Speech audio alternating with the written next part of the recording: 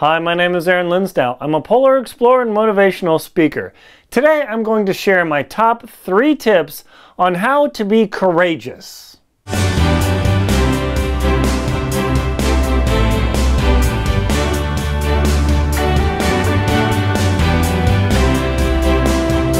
How do you be courageous? What does that even mean? Does that mean running into fire in the military? Does it mean running into a burning building when you're a fireman, or I guess a firewoman or fireperson, whatever you say now? Does it mean if there's an active shooter, if you're an officer, you go in to try and save people and stop them? Or does it mean something totally different where you speak up when other people are being abused or being bad-mouthed? Or does it mean taking care of your child even though it's going to make some sacrifice in your life? It actually means all those things. And so what I'm going to do is talk to you today a little bit about my 3 favorite tips for how to be courageous, because people always ask me when I went to Antarctica by myself, and I went to Greenland by myself to trek to the South Pole or trek across the Greenlandic tundra, and they're like, oh my gosh, that is totally crazy. How did you do that? How did you have the courage to do that? And so I start, does the camera get blurry? Hopefully not. And I start to think, well, how did I be courageous? Did it ever even occur to me? Now, that's not to say with braggadocio, I am the tough guy. Like, no. See, the first tip of the 3, and tip number 1, is to believe that you can succeed in what you're doing. See, above all else, this is your most powerful tool. It isn't whether you've got big muscles or small muscles, whether you work out, whether you sit at a computer, whether you're 89 years old and you have a walker getting around, or whether you're a big hulking person or a very slim one. It totally doesn't matter. The belief in yourself that you have the possibility to succeed in what you're doing, to get over the fear, is the absolute number 1 thing that differentiates courageous versus fearful. Now, I've got other videos to courage and fear, and I'll put the links below, but this listing of the top 3 things to make you more courageous is huge, because all it takes is these three things, and you can completely alter your life. And that belief that, oh, I'd really like to go ask that person out, but they might, I don't know, reject me. They might do this. So here, let me give you an example. Let's say you see an attractive person, like, oh, wow, they're really good looking. I'd like to talk to them, but they might reject me. They might kick me out. They might not like me. They might laugh at me. Ha, ha, ha, ha. Okay, that's all crap, people. It's all crap. First of all, most people are very flattered that, hey, I'm very interested in taking you out for a meal, or would you like to hang out? And most people are so flattered, like, oh, wow. They'll actually get a little bit flustered and say, well, I'm not sure, because there's always a defense mechanism that most people have of, is this person a stranger? Are they an axe murderer? Or a politician? Haha, just kidding. Who knows? But what's the worst that happens? Well, I'm not really interested in going out Thursday night, thank you. Oh, how about Friday? Well, I'm not interested in that either. Code 4, I'm not really interested in going out with you.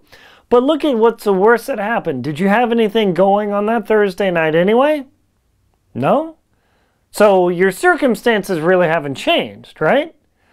So really in your mind, oh, they rejected me. They didn't cut off your arm. I mean, they didn't get out a knife, flick and go. No, they didn't. All this says, no, I'm not really interested.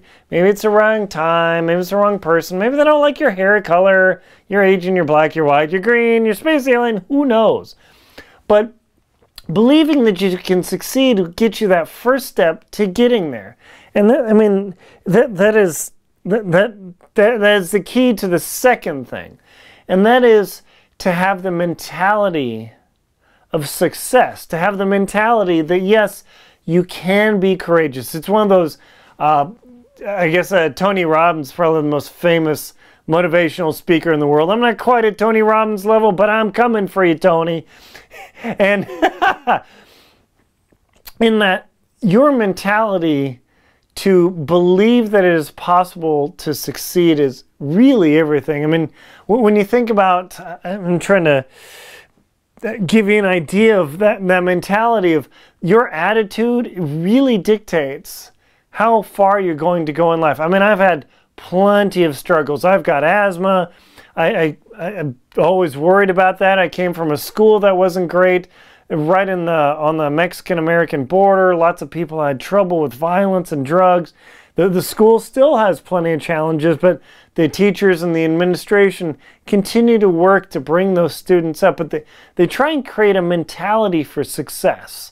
And that is that mentality of, well, I'm going to fail. What if? Like, look, okay, I've worked that what if thing constantly my whole life. And believe me, it doesn't work. You have to analyze what if, okay, what if these circumstances happen? How am I going to survive them? How am I going to recover my business? Absolutely. But having the courage to be courageous, to do something, requires that you have the mentality to at least believe that it is possible to succeed. That is really everything. I mean, the belief that it is possible to succeed in creating a new business, to create a new venture, to sail across the ocean, to ask a person out, to ski to the South Pole alone, because who would do that? That's right. Now, is it totally nutcase crazy to believe, hey, I'm going to go down to the South Pole and then I'm going to ski alone?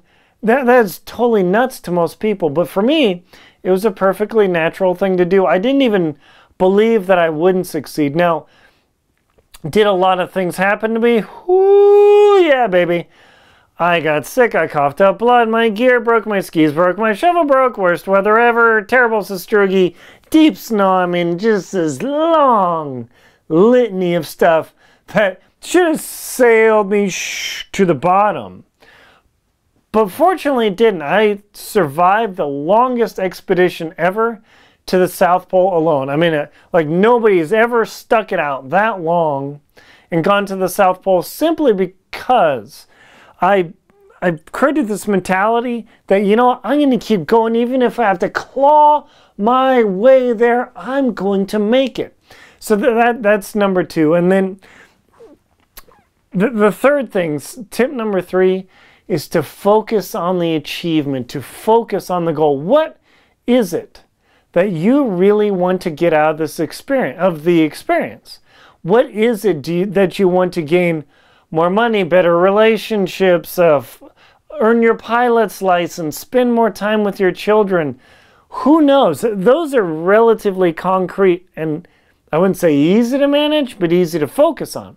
But the idea of being courageous, ooh, I don't know about that. Maybe my boss will say, no, that's not going to work. Well, why are you giving them these reasons? Well, I need to have the courage to ask for a raise, okay? What kind of value do you add to the company to justify that raise? Anything? I mean, I've had the same struggle. I've had a lot of jobs and I've had to go into the boss like, hey, look, boss, I've delivered this, this, and this. I've worked these long nights. I've done all these crazy things. And I need a raise because I have added this value to the company. And the boss says, oh, really? Okay, well, let me get back to you on that. Maybe something happens. Maybe it doesn't. But if you do not focus on that achievement to say, you know, you put your foot down and say, look, this is going to happen, or I walk. Now you got to remember, the boss will say, okay, walk. Ooh, you just got called out.